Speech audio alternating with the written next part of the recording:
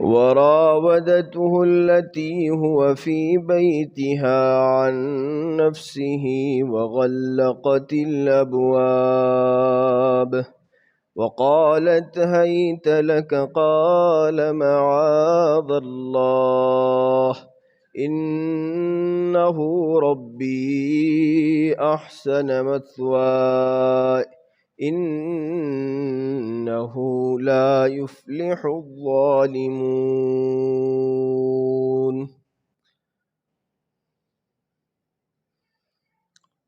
اور زلیخا نے یوسف علیہ السلام کو اپنے گھر میں پھسلایا،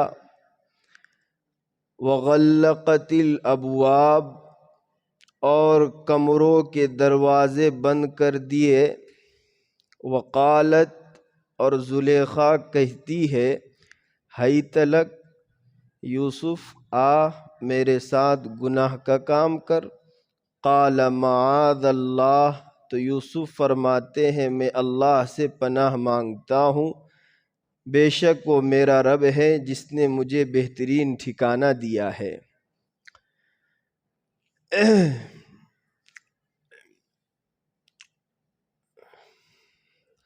گزشتہ کل بات چل رہی تھی کہ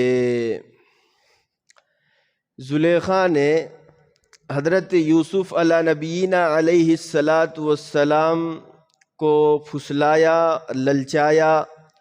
جب شاہی محل کے بالکل اندر والے کمرے میں خود چلی گئی اور کمروں کے دروازے بند کر دیے تو للچانا شروع کیا، اور الگ الگ طریقے سے للچایا۔ تو پہلے اس میں تو کہا تمہارے بال کتنے اچھے ہیں، پھر وہ تیر برابر نہیں لگا اور فیل ہو گیا تو دوسرا تیر مارا زلیخا نے کہ تمہاری آنکھ کتنی اچھی ہے، پھر وہ بھی تیر جو پھینکا تھا وہ بھی فیل ہوا تو تیسرا تیر مارا کون سا کہ تمہارا چہرہ کتنا خوبصورت ہے۔ تو یوسف علی نبینا علیہ السلام نے کتنے بہترین جوابات دیے جس کے ذریعے سے آخرت کی یاد تازہ ہو جاتی ہے کہ زلیخا ڈر جائے، زلیخا گھبرا جائے، گناہ کرنے سے بچ جائے۔ ایک ایک جواب ایسا دیا۔ جب زلیخا نے کہا کہ آپ کا چہرہ کتنا خوبصورت ہے تو یوسف علی نبینا علیہ السلام نے فرمایا، اے زلیخا تجھے پتہ ہے یہ چہرہ جب قبر میں جائے گا تو کیڑے مکوڑوں کی غذا بنے گا۔ کیا کہا؟ یہ چہرہ جب قبر میں جائے گا میرا یہ چہرہ، تو کہا کیڑے مکوڑوں کی غذا بنے گا۔ زلیخا تو یہ میرے چہرے پر مفتون ہوتی ہے، میرے چہرے پر فریفتہ ہوتی ہے، حالانکہ یہ چہرے کی جو غذا ہے یہ تو کیڑے مکوڑے کی غذا ہے۔ زلیخا نے یہ کہا۔ اللہ کرے یہ حقیقت، یہ ظاہری باڈی کی حقیقت، ظاہری جسم کی حقیقت ہمارے سمجھنے میں آ جائے اور ہم بھی سمجھ جائیں کہ ظاہری باڈی کوئی بڑی اہمیت کے حامل نہیں ہے، ظاہری شکل و صورت کا زیادہ شریعت میں مدار نہیں ہے، سیرت کا مدار ہے، صورت کا مدار نہیں ہے۔ اللہ کے رسول فرماتے ہیں کہ ان اللہ لا ينظر الى صورکم، اللہ تمہارے صورتوں کو نہیں دیکھتا، اللہ تو ولکن ينظر الى قلوبکم، تمہارے دلوں کو اور تمہارے اعمال کو دیکھتا ہے۔ قاری طیب صاحب نور اللہ مرقدہ نے اس جگہ پر ایک نکتہ لکھا اور فرمایا، انسان کی صورت انسان سنوارتا جائے تو روزانہ سنوارے گا، صبح سنوارے گا، رات میں بگڑ جائے گی، پھر صبح سنوارے گا، پھر رات میں بگڑ جائے گی، پھر صبح سنوارے گا، جب صبح اٹھے گا تو پھر بگڑی ہوئی شکل صورت ہوگی، صورت کو سدھارتا جائے گا پھر بگڑ جائے گی۔ لیکن قاری صاحب فرماتے ہیں رب کائنات کی قسم، ایک مرتبہ یہ سیرت کو سدھارے گا تو قیامت تک یہ سیرت اس کو جنت میں لے جائے گی۔ سیرت اندر کے اخلاق کا نام ہے، اندر کے افعال کا نام ہے کہ انسان کا دل سدھر جائے۔ تو ظاہری باڈی اور ظاہری جسم، یوسف نے کہا تو میرے بال پر، میرے آنکھ پر، میرے منہ پر اس کی کوئی وقعت نہیں ہے۔ ایک شاعر ہے، انہوں نے بہت اچھا اس کو بڑے پیارے انداز میں بیان کیا ہے، بڑے البیلے انداز میں۔ وہ شاعر کہتے ہیں انسان کے ظاہری جسم کی حقیقت کو انہوں نے بیان کیا ہے۔ آدمی کا جسم کیا ہے جس پہ شیدا ہے جہاں، آدمی کا جسم کیا ہے جس پہ شیدا ہے جہاں، ایک مٹی کی عمارت ایک مٹی کا مکان، مٹی کی عمارت ہے مٹی کا مکان ہے، مٹی کی عمارت ہے اور مٹی کا مکان ہے۔ آگے فرماتے ہیں خون کا گارا بنایا اینٹ جس میں ہڈیاں، خون کا گارا بنایا اینٹ جس میں ہڈیاں، چند سانسوں پہ کھڑا ہے یہ خیالی آسماں، چند سانسوں پہ کھڑا ہے یہ خیالی آسماں۔ اینٹ خون کا گارا ہے اور اینٹ ہڈیاں ہیں، چند سانسوں پہ کھڑا ہے۔ اور آگے کیا فرماتے ہیں، اور موت کی پرزور آندھی جس دم آ کر ٹکرائے گی، کیا کہتے ہیں، اور موت کی پرزور آندھی جس دم آ کر ٹکرائے گی، یہ عمارت ٹوٹ کر خاک میں مل جائے گی۔ کیا فرمایا، یہ عمارت ٹوٹ کر خاک میں مل جائیں گی۔ کیا ہے یہ جسم، مٹی کا مکان، مٹی کی عمارت ہے، چند سانسوں پہ کھڑا ہوا ہے، پرزور موت کی آندھی آئے گی تو خاک میں مل جائے گی۔ یہ ظاہری باڈی کو زیادہ سنوارنے میں اور زیادہ اس کو بنانے میں، ٹپ ٹاپ کرنے میں اور اسی کے پیچھے لگنے میں الگ الگ قسم کے اس کے اندر کریم لگائے جا رہے ہیں، الگ الگ قسم کے پاؤڈر لگائے جا رہے ہیں۔ صبح اس کو سجنے کے اندر ہی آدھا گھنٹہ جاتا ہے، لڑکی بھی اتنا نہیں سجتی ہے، ہمارا نوجوان اتنا سجنے میں وقت لگا رہا ہے، کبھی ادھر دیکھتا ہے کبھی ادھر دیکھتا ہے۔ یہ ظاہری باڈی ہے، اس میں کیا سجنا ہے، اس میں تو نور سجدوں کا آئے گا، تہجد کا نور آئے گا، اللہ کے ذکر کا نور آئے گا، پھر کسی پاؤڈر کی پھر کسی کریم کی ضرورت نہیں ہے۔ اللہ کی قسم صبح اٹھے گا تو نور چہرے سے نور چمکے گا انشاءاللہ۔ یہ سجدوں کا نور اور یہ پاؤڈر اور کریم صبح لگائے گا اور شام میں صبح اٹھ کر دیکھے گا تو پھر یہاں پر ایسا جھڑیاں لگے گا، یہاں پر ادھر بھی پھر ڈبل سے کرو۔ تو قاری طیب صاحب کا جملہ ہے کہ صورت سدھارو گے تو موت تک صورت سدھرے گی نہیں، سیرت سدھارو گے ایک مرتبہ تو جنت میں یہی سیرت لی جائے گی۔ تو زلیخا نے یوسف علیہ نبینا علیہ السلام کو پھسلانے کی کوشش کی اور انتھک کوشش کی، 3 تو تیر مارے اور تینوں کے 3 فیل گئے۔ تو یوسف علیہ السلام نے بہت سمجھایا کہ گناہ سے بچ جا، ڈر اور اللہ سے تھوڑا سا خوف کر۔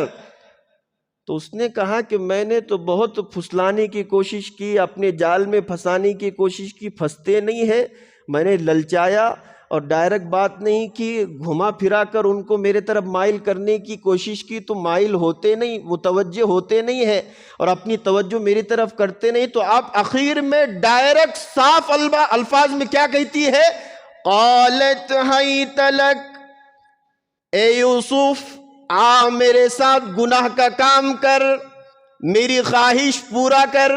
اسی طریقے سے یوسف کیا کہتی ہے، میرے ساتھ زلیخا کیا کہتی ہے، یوسف میرے ساتھ زنا کا کام کر، یوسف میرے ساتھ زنا کا کام کر۔ قالت حیت لک، ڈائریکٹ کہا، پہلے تو کہا گھما پھرا کر ادھر ادھر سے کہہ رہی تھی بال اچھے ہیں، سر کے بال اچھے ہیں، آنکھ اچھے ہیں، منہ اچھے ہیں، نہیں سمجھے تو پھر ڈائریکٹ کہا حیت لک، ڈائریکٹ آؤ، گناہ کہا میرے ساتھ گناہ کرو، میری خواہش پوری کرو اور میرے ساتھ زنا کرو۔ اللہ اکبر، ڈائریکٹ بات کہی۔ میرے نوجوانوں، ایک حدیث میں آپ کو یہاں سناؤں، اللہ کے رسول جناب محمد الرسول اللہ صلی اللہ علیہ وآلہ وسلم فرماتے ہیں، ایک حدیث میں آیا ہے کہ جب کسی انسان کو کوئی اچھی لڑکی، خوبصورت لڑکی ایسی جگہ جہاں کوئی نہ ہو وہاں بلائے، گناہ کی دعوت دے اور وہ یوں کہے انی اخاف اللہ، میں اللہ سے ڈرتا ہوں، وہ میرا مالک میرا خالق ہے، میں اس سے ڈرتا ہوں، تو اللہ کے رسول صحیح حدیث میں فرماتے ہیں قیامت کے دن اللہ ایسے نوجوان کو عرش کا نورانی سایہ عطا فرمائے گا، عرش کا نورانی سایہ عطا فرمائے گا کہ ایسی لڑکی جو خوبصورت ہے، جہاں نہ کوئی اس کے لیے مانے ہے، کوئی جگہ تنہائی ہے، خلوت ہے، بلا رہی ہے، لیکن یہ کیا کہتا ہے، اللہ کا ڈر ہے، میرا اللہ مجھے دیکھ رہا ہے، تو اللہ کیا کہتا ہے کہ ایسے آدمی کو اور ایسے نوجوان کو میں قیامت کے دن عرش کا نورانی سایہ عطا کروں گا۔ عرش کا تو ملے گا ہی ملے گا، دنیا کا بھی ملے گا۔ میں آپ کو ایک بات کہوں، کتابوں میں نے پڑھا ہے، ایک بزرگ وہ بڑے عالم دین تھے، دہلی میں شاہ عبدالعزیز محدث دہلوی کا سبق ہوا کرتا تھا۔ بڑے خوبصورت تھے، نوجوان تھے پہلے، بہت خوبصورت، اللہ کے ولی، دیندار، نیک صفت۔ روزانہ سبق کے لیے شاہ عبدالعزیز محدث دہلوی کے درس میں جایا کرتے تھے۔ ان کے گھر سے دور مسجد تھی، جامع مسجد، وہاں درس ہوا کرتا تھا۔ بڑے خوبصورت تھے۔ تو راستے میں طوائفوں کے یعنی زنا کے اڈوں کے راستے سے ہو کر یہ نوجوان خوبصورت بچے کو گزرنا پڑتا تھا۔ تو ایک دن ایک عورت نے پلان بنایا کہ اس کو اپنی طرف کھینچ لے وے، تو کسی کو کھڑا کیا باہر، کہا گھر کے اندر جاؤ، ایک بڑی بزرگ خاتون ہے، بہت پریشان ہے، وہ آپ کو بلا رہی ہے۔ پلان بنایا، یہ تو نوجوان حدیث کا سبق پڑھنے والے، یہ بھاگے بھاگے گئے اندر، کیا ہے؟ جیسے ہی اندر گئے تو باہر لگے، فوراً اس نے، جو عورت تھی، اس نے سکلی لگائی اور اس پر تالا لگا دیا۔ پھر اندر گئے تو دیکھا تو وہاں تو ایک خوبصورت نوجوان عورت ہے، اور وہ کہہ رہی ہے کہ میرے ساتھ تم گناہ کا کام کرو۔ شاہ عبدالعزیز محدث دہلوی کے زمانے کا واقعہ ہے، وہ کہتی ہے کہ گناہ کا کام کرو۔ وہ تو ڈر گئے کہ مجھے تو باہر سے اس لیے بھیجا کہ کوئی معذور خاتون ہے، بزرگ خاتون ہے، کام کے لیے میں اندر آیا، اور یہاں آیا تو یہاں تو عجیب ماجرا ہے۔ وہ کہتی ہے کہ گناہ کرو، خواہش پوری کرو میری۔ انہوں نے کہا کہ آپ بھاگنے نہیں دیں گے، دروازے کو تالا لگا ہے۔ تو اس زمانے میں جو یہ بیت الخلا وغیرہ ہوتے تھے گھر میں ہی ہوتے تھے، اور اس کو نیچے کوئی ٹنکی نہیں ہوتی تھی، وہ بھر جایا کرتا تھا تو رات میں لے جا کر پھینکا کرتے تھے۔ اس زمانے میں ایسا ہوتا تھا، بہت دنوں تک یہ چلا۔ تو انہوں نے کہا مجھے بہت زور سے، مجھے کیا ہوا ہے، ٹوائلٹ کا تقاضا ہے، مجھے بیت الخلا جانا ہے۔ پہلے تو اس نے کہا کدھر؟ انہوں نے کہا کہ میں یہ گناہ کا کام نہیں کروں گا، یہ خطرناک گناہ ہے، زنا کا کام ہے، بہت برا۔ انہیں کہا یہ باتیں چلنے والی نہیں ہے، کرنا ہی پڑے گا۔ تو نوجوان نے آخر میں کہا کہ مجھے ٹوائلٹ کا تقاضا ہے، جلدی سے جانے دو۔ کہا چلو جاؤ۔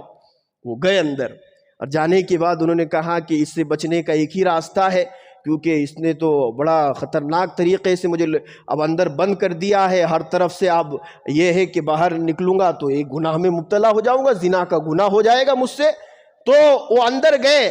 دیکھو، زنا کے گناہ سے بچنے کے لیے، حرام گناہ سے بچنے کے لیے، کبیرہ گناہ سے بچنے کے لیے، اللہ کی نظر میں مبغوض نہ ہونے کے لیے، انہوں نے کہا ایک چھوٹا سا گناہ میں کرتا ہوں، ایک ناپاکی کا گناہ میں کرتا ہوں، ابھی تو نماز کا وقت نہیں ہے۔ انہوں نے وہاں جا کر ٹوائلٹ کی، اور وہ جو گندگی اور غلاظت تھی اس کو اٹھایا اور اپنے ہاتھ سے پورے بدن پر ملا، ادھر ملا، ادھر ملا، اور ادھر پیٹھ پر ملا، چہرہ چھوڑ کر، اس لیے کہ یہ گندگی اگر میں مل لوں گا، جب باہر نکلوں گا تو وہ عورت مجھے بھگا دے گی۔ اسی طریقے سے ہوا، وہ جب باہر نکلے تو اس نے گندگی دیکھی تو کہا تو اتنا گندا انسان ہے، نکل جا یہاں سے۔ پھر وہاں سے نکلے، نکلنے کے بعد وہاں کی ندی کے کنارے گئے، اچھی طریقے سے غسل کیا، اور غسل کرنے کے بعد اچھی طریقے سے نہا کر درس میں پہنچے۔ لیٹ ہو گئے تھے، کہا بہت دیر ہو گئی۔ او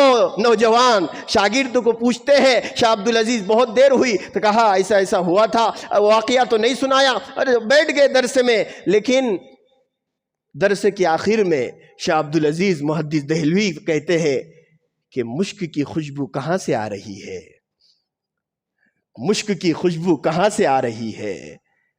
تو وہ بچہ نوجوان، اس نے تو واقعہ بیان نہیں کیا، اس نے کہا کہیں تو بھی رہا دکھتا۔ انہوں نے کہا مذاق کر رہے، ایسا اس نے کہا کہ ہو سکتا ہے کہیں نہ کہیں ادھر ادھر بغل بغل میں یا ہاتھ بیت میں کہیں تبھی رہا دکھتا، کچھ نہ کچھ اس طریقے کا مسئلہ ہے۔ لیکن بعد میں جب کہا تو حقیقی معنی میں پورے کلاس کے ساتھی اور سب لوگ کہہ رہے ہیں کہ تمہارے بدن سے تو مشک کی خوشبو آ رہی ہے۔ تو انہوں نے پورا واقعہ سنایا، کتابوں میں لکھا ہے انہوں نے ایک حرام گناہ سے بچنے کے لیے ظاہری گندگی کو اپنے بدن پر لگایا، اللہ نے موت تک ان کے بدن سے مشک کی خوشبو کو جاری فرمایا۔ موت تک ان کے جہاں جہاں لگایا تھا وہاں سے مشک پھوٹی، اور ہمیشہ جہاں جاتے تھے لوگ معطر ہوتے تھے اور کہتے تھے کہ کیا لگایا ہے تم نے؟ انہوں نے کہا ایک گناہ سے میں نے اللہ کی خاطر میں بچا تو اللہ نے یہ دولت عطا فرمائی۔ تو یہ گناہ، زنا کا گناہ، صاف لفظوں میں زلیخا بلا رہی ہے، کہہ رہی ہے حیت لک، آؤ میرے ساتھ گناہ کرو، میری خواہش پوری کرو۔ تو کیا کہتے ہیں؟ قال معاذ اللہ، یوسف کہتے ہیں میں اللہ سے پناہ مانگتا ہوں۔ اس میں سیکھنے کی چیز ہے۔ کیا سیکھنا ہے؟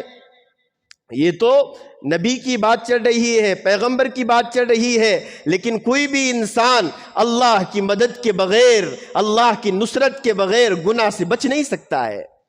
اللہ کی مدد کے بغیر کوئی انسان گناہ سے بچ نہیں سکتا ہے، کتنا بھی بڑا انسان ہو۔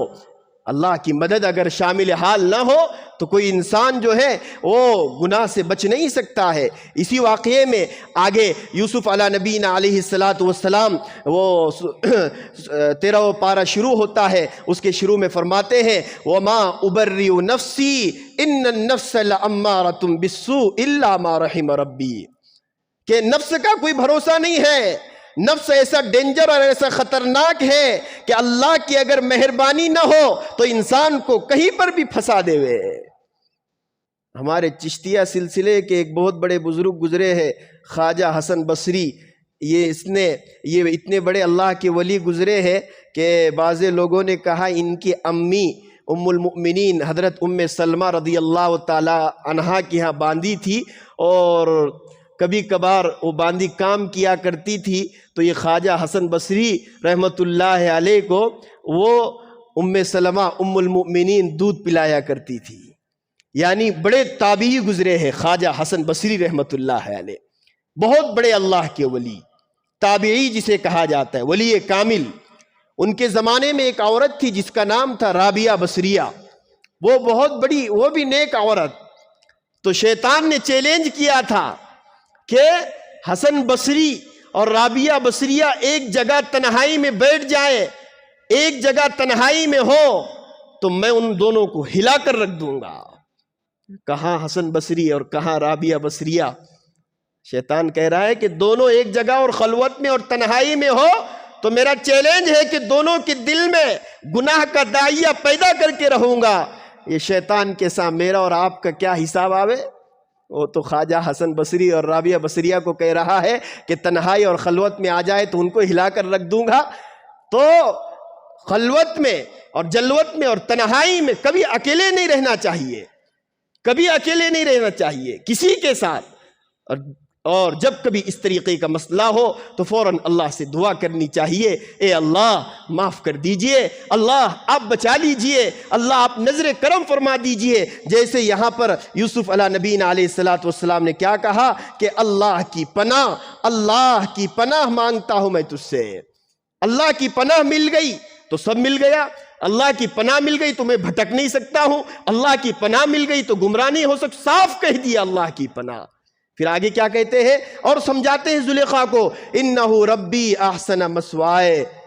ایک مطلب اس آیت کا یہ ہے کہ زلیخا کو یوسف علیہ نبینا علیہ السلام کہتے ہیں تیرا جو شوہر ہے نا، تو کسی کی بیوی ہے، تیرا جو شوہر ہے وہ میرا مالک ہے، وہ میرا مالک ہے، اور اس نے مجھے مصر کے مارکیٹ سے خریدا اور اچھا ٹھکانہ عطا فرمایا، اچھا کھلایا، اچھا پہنایا اور اچھا پلایا، جو اس وقت کی چیزیں ہیں میرا اچھا انتظام کیا، مجھے اچھا ٹھکانہ عطا فرمایا، اور تو کہتی ہے کہ میں تیرے ساتھ غداری کا معاملہ کروں، کہ میں تیرے ساتھ زنا کا کام کروں، میں تیرے ساتھ گناہ کا کام کروں؟ اگر میں یہ کام کروں گا تو نمک حرامی ہو جائے گی میرے مالک کے ساتھ، کہ میرے مالک نے مجھے خریدا، میرے مالک نے اچھا ٹھکانہ دیا، میرے مالک نے کھلایا، اتنے سال تک رکھا، اور میں اس کے بیوی کے ساتھ ایسے گناہ کا کام کروں؟ تب تو میں بڑا ظالم بن جاؤں گا، تب تو میں بڑا گنہگار بن جاؤں گا، غداری ہو جائے گی، نمک حلالی نہیں نمک حرامی ہو جائے گی، کہ میرے مالک نے خریدا، کھلایا، پلایا، اچھا رکھا، اور میں اس کی بیوی کے ساتھ زنا کا کام کروں؟ کیا کہتی ہے تو؟ اور تو یہ شرم نہیں آتی ہے؟ تیرے شوہر کے ہوتے ہوئے دوسرے مرد کے ساتھ تو زنا کرنا چاہتی ہے؟ بہت ڈانٹا یوسف علیہ السلام نے اس کو، کیا کرتی ہے تو اور دوسرا مطلب علماء نے یہاں لکھا انہ ربی احسن مثوائے، یوسف علیہ السلام نے زلیخا سے کہا زلیخا وہ میرا اللہ، میرا مالک، میرا پیدا کرنے والا، اس نے کنویں میں مجھے بچایا، کنویں کے اندر میری حفاظت کی اور میری نگرانی کی، اور وہاں سے مصر کے بازار سے مجھے کتنے اونچے محل میں لے کر آیا، اور کتنا اچھے طریقے سے میری پرورش کر رہا ہے وہ میرا اللہ۔ میں گناہ کر کے اس کی نافرمانی کیسے کر سکتا ہوں؟ اے زلیخا میں گناہ کر کے، میرا اللہ، میرا پیدا کرنے والا، میرا خالق، مجھ پر اتنے احسانات ہیں، کنویں کے اندر مجھے اس نے حفاظت سے رکھا، پھر محل میں پہنچایا اور اچھا کھلا رہا ہے، اتنا بڑا مالک ہے، میں زنا کا کام کر کے اس کی نافرمانی کر کے ظالم نہیں بن سکتا ہوں۔ انہو ربی احسن مثوائے انہو لا یفلح الظالمون، اور کہا ظالم لوگ کبھی کامیاب نہیں ہو سکتے ہیں، میں اللہ کا ناشکرہ بن کر اس کے شان میں گستاخی کر کے میں کیا نہیں کروں گا؟ میں گناہ کا کام نہیں کروں گا۔ اب اگلی آیت جو ہے یہ بڑا نازک مرحلہ ہے، قرآن مجید میں 2-3 موقع ایسے ہیں جہاں پر سمجھنا بھی اور سمجھانا بھی تھوڑا سا نازک ہوتا ہے۔ اللہ کرے وہ بات ہمارے سمجھ میں بھی آ جائے، اللہ سمجھانا بھی آسان کرے اور سمجھنا بھی آسان کرے۔ میں اتنی بات کہہ کر پھر اپنی بات ختم کر دیتا ہوں۔ پہلی بات تو یہ سمجھ لیجئے کہ انبیاء جو ہوتے ہیں وہ معصوم ہوتے ہیں، انبیاء جو ہوتے ہیں وہ معصوم ہوتے ہیں، گناہ ان سے سرزد نہیں ہوتا ہے۔ اور دوسری بات یہ ہے کہ حدیث میں آتا ہے کہ انسان کے دل میں جو خیالات اور جو وساوس غیر اختیاری طور پر آتے ہیں، جان بوجھ کر انسان وساوس لاتا نہیں ہے، آتے ہیں، تو ایسے وساوس پر گھبرانا نہیں چاہیے، اس کے اوپر اللہ کی طرف سے کوئی سزا نہیں ہے، کوئی عذاب نہیں ہے۔ اب انسان بیٹھا ہے، اب لارا نہیں ہے، خود بخود آ رہے ہیں خیالات، خود بخود وساوس آ رہے ہیں، تو اس کے اوپر انسان کو گھبرانا نہیں چاہیے، کیونکہ وساوس کا آنا برا نہیں ہے، لانا برا ہے۔ اسی لیے وہ وساوس جو انسان جان بوجھ کر نہ لاوے، خود بخود آ جاوے انسان کے ذہن میں، انسان کے دماغ میں، تو اس کے اوپر اللہ نے پکڑ بھی نہیں رکھی ہے۔ تو یہ بات آپ نے سمجھ لی ہے، ایک تو انبیاء معصوم ہوتے ہیں، دوسری بات یہ سمجھی ہے کہ بلا اختیار جان بوجھ کر جو خیال ہم اپنے دل میں نہ لاوے اس کے اوپر شریعت مواخذہ نہیں کرتی ہے، پکڑ نہیں کرتی ہے۔ اب سمجھو یہاں پر ایک بات کہ ابھی رمضان کا مہینہ چل رہا ہے، اب گرمی سخت ہے، دوپہر کا وقت ہے، آدمی روزے سے ہے، شدید گرمی ہے، یعنی گرمی کا موسم بھی ہے، آدمی روزے سے بھی ہے، اور دوپہر کا وقت بھی ہے۔ اب انسان تھکا تھکایا دوپہر کے وقت کام کر کے گھر میں آیا اور سامنے اس نے ٹھنڈا مٹکا دیکھا، پانی کا مٹکا، بہت اس کا دل للچایا۔ اب مٹکا دیکھا اس نے، اب اس کے دل میں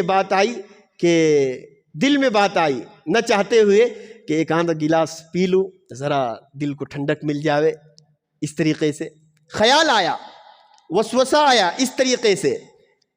تو اس خیال سے اب وہ خیال آیا کہ ایک گلاس پانی پی لوں تاکہ میرا کلیجہ ٹھنڈا ہو جائے، کیونکہ ایک تو دوپہر کا وقت ہے، گرمی بھی ہے، روزے سے بھی ہے۔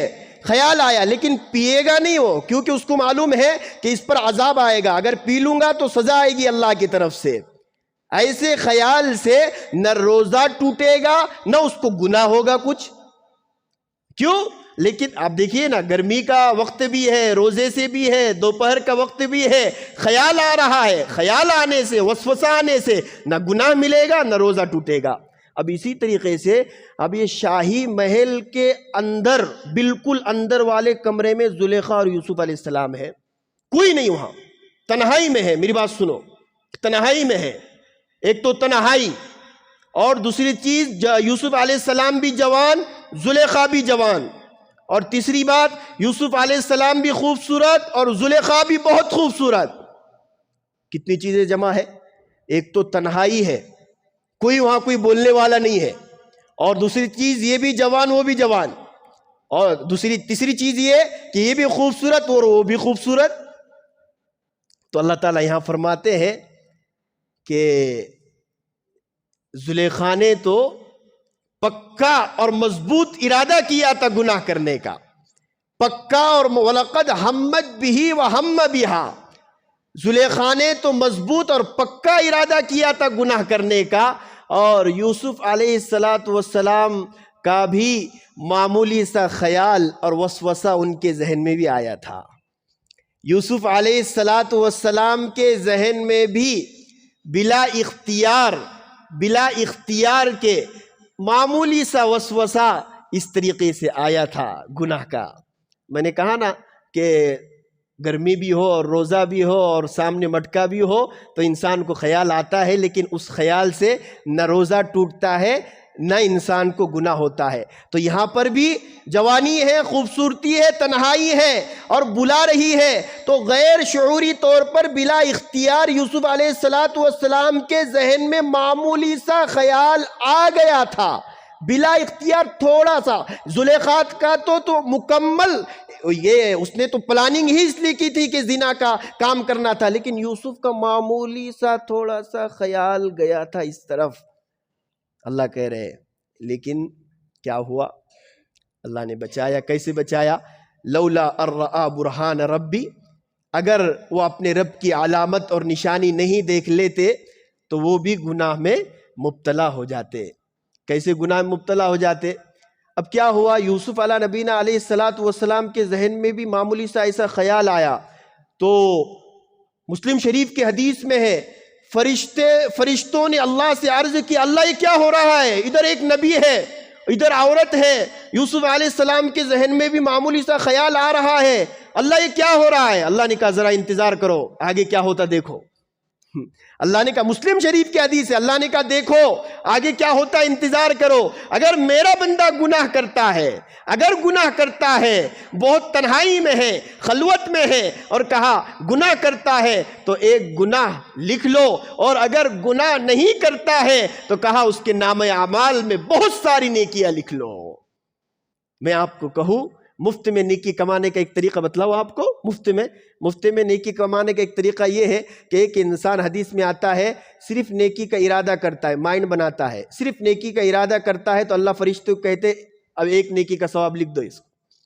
صرف مفت میں نیکی کمانے کا طریقہ کہ صرف ارادہ کرے، ابھی نیک کام نہیں کرتا ہے، کوئی کام نہیں کرتا ہے، صرف نیکی کا ارادہ کرتا ہے، ارادہ کرنے پر اللہ کی طرف سے حکم ہوتا ہے ایک نیکی کا اجر ثواب لکھ دو اس کو۔ اور جب وہ نیکی کا کام کرتا ہے تو کم از کم 10 نیکیاں، اور اخلاص ہو تو 700، اور اگر اور بھی اخلاص ہو واللہ یضاعف لمن یشاء، پھر تو اللہ کتنا دے گا اس کے اوپر پھر اس کی تو کوئی گنتی ہی نہیں ہے۔ تو یہ حضرت یوسف علیہ نبینا علیہ السلام کے واقعے سے یہ سبق ملتا ہے، خصوصاً جو باتیں آپ کے سامنے عرض کی جا رہی تھی کہ گناہ سے انسان کو اپنے آپ کو بچنا چاہیے، مکمل طور پر گناہ سے اپنے آپ کو بچانا چاہیے۔ اب گناہ سے انسان اپنے آپ کو بچائے گا تو اللہ تعالیٰ کی طرف سے مدد نصرت شامل حال رہے گی۔ اب یہاں پر کیا ہوا؟ غیبی طور پر حضرت یوسف علیہ نبینا علیہ السلام نے چھت کی طرف دیکھا۔ اب جب چھت کی طرف دیکھا تو معرف القرآن میں حدیث کے حوالے سے یہ بات لکھی ہے۔ یہ 3 باتیں کہہ کر بات ختم کرتا ہوں، بات بہت آگے بڑھ رہی، واقعہ بہت لمبا ہے یہ۔ تو یوسف علیہ السلام نے غیبی طور پر اللہ نے یہ بات ان کے ذہن میں ڈالی کہ چھت کی طرف دیکھو۔ اب معاملہ ایسا گرم، ادھر بھی اور ادھر تھوڑا سا، تو چھت کی طرف دیکھے تو یعقوب علیہ السلام منہ میں انگلی دبائے ہوئے کھڑے تھے، معرف القرآن میں لکھا ہے۔ تو وہ کہہ رہے تھے، ان کا یعقوب علیہ السلام کی یہ شکل جو اللہ نے ان کو بتلائی کہ یوسف کو کہا کہ گناہ کے قریب مت جانا، خطرناک ہے یہ، زنا بہت بری چیز ہے، ایسے منہ میں انگلی دبا کر یہ بات کا اشارہ تھا کہ یہ بہت خطرناک گناہ ہے، اس کے قریب مت جانا۔ یعقوب علیہ السلام کی شکل ظاہر ہوئی، یہ تو غیبی طور پر ہی ہوگا نا، وہ تو اس کے زلیخا کے روم میں یعقوب علیہ السلام کی شکل کہاں سے آئی؟ بعض روایت میں آتا ہے کہ اللہ تعالیٰ نے وہ جو اس کا شوہر تھا قطفیر، عزیز مصر اس کی شکل دکھائی حضرت یوسف علیہ السلام کو، تھا نہیں وہ، اس کی شکل دکھائی کمرے میں، تو یوسف علیہ السلام نے کہا یہ تیرا شوہر ہے، شوہر کے ہوتے ہوئے کسی اور کے ساتھ ایسا کام کرنا تجھے اچھا لگتا ہے؟ تھوڑا سا ڈر. اور بعض روایت میں یہ بات ملتی ہے قرآن تو نازل نہیں ہوا تھا، چھت پھٹی اور اس میں سے قرآن کی ایک آیت نظر آئی حضرت یوسف علیہ نبینا علیہ السلام کو، وَلَا تَقْرَبُوا الزِّنَا إِنَّهُ كَانَ فَاحِشًا وَسَاءَ سَبِيلًا، زنا کے قریب مت جاؤ یوسف، وہ بہت بے حیائی کا راستہ ہے اور بہت برا راستہ ہے. یہ چھت پھٹی اور یہ آیت ان کو نظر آئی. بعض علماء نے، قرآن تو نازل نہیں ہوا تھا اس وقت میں یوسف علیہ السلام کو واقعہ، لیکن یہ آیت اس وقت اللہ نے ان کو بتلائی تھی. اور زلیخا کے گھر میں ایک ٹیبل تھا، ٹیبل پر ایک کپڑا ڈھاپا ہوا تھا، کوئی چیز تھی اور اس کے اوپر کپڑا اڑایا ہوا تھا. تو یوسف علیہ السلام نے کہا زلیخا یہ کیا ہے، اس کے اوپر کپڑا، یہ کیا کون سی چیز ہے، کس پر تو نے کپڑا اڑایا ہوا ہے؟ تو ہمارے یہاں جو کپڑا اڑاتے ہیں نہیں کیا، رمضان میں ٹی وی کو کپڑا اڑاتے ہیں، رمضان میں ٹی وی کو کپڑا اڑاتے ہیں کہ سال بھر ہم اس کو دیکھتے ہیں اور ایک مہینہ ٹی وی ہم کو نہ دیکھے. سال بھر ہم ٹی وی کو دیکھتے ہیں اور ایک مہینہ کپڑا اڑاتے ہیں کہ ٹی وی ہم کو نہ دیکھے. تو یوسف علیہ السلام نے پوچھا زلیخا یہ کیا ہے؟ تو اس نے کہا یہ میرا معبود ہے، دیو ہے، بت ہے، میں اس کی پوجا کرتی ہوں. کہا اس پر کپڑا کیوں ڈالا ہے؟ کہا کپڑا اس لیے ڈالا ہے کہ مجھے جو گناہ کا کام کرنا مجھے اچھا نہیں لگتا ہے کہ میرے بت اور دیو کے سامنے گناہ کا کام کروں، اس لیے اس کے اوپر میں نے کپڑا ڈالا ہے. تو یوسف علیہ السلام نے کہا تیرا تو پتھر کا بت ہے، پتھر کی مورتی ہے، اس سے تو ڈرتی ہے. میرا تو اللہ وہ ہے، میرا تو خالق وہ ہے کہ دنیا کا کوئی پردہ وہ اس کی نظر سے مجھے بچا نہیں سکتا ہے. دنیا کا کوئی پردہ اس کی نظر سے مجھے بچا نہیں سکتا ہے. تو نے تو گناہ کرنے کے واسطے اپنے خدا پر پردہ ڈالا، میرا خدا تو وہ ہے کہ دنیا کا کوئی پردہ اس کی نظر سے مجھے بچا نہیں سکتا ہے. انہو ربی احسن مثوایا، اللہ نے یہ دلیلیں بتلائی.